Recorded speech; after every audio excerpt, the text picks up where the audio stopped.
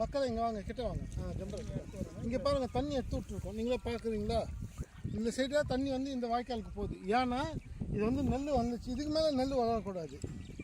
வளர்ந்தா ஏன்னா இந்த தண்ணி வந்து ரொம்ப ஜாஸ்தி ஆயிடுச்சு காலத்தில். இப்போ வந்து நம்ம வந்து மருந்து அடிக்க போகிறோம், புளி மருந்து.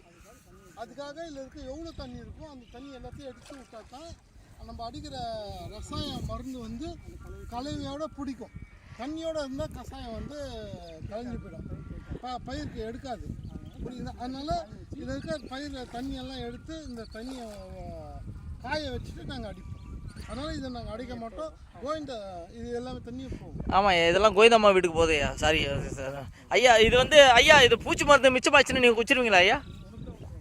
ஐயா சொல்லுங்க ஐயா. ஐயா சொல்லிட்டு போங்க ஐயா. ஐயா ஆழ்வார் ஐயா. ஐயோ கேமரான வேற கஷ்டப்படுத்துறாங்க ஐயா.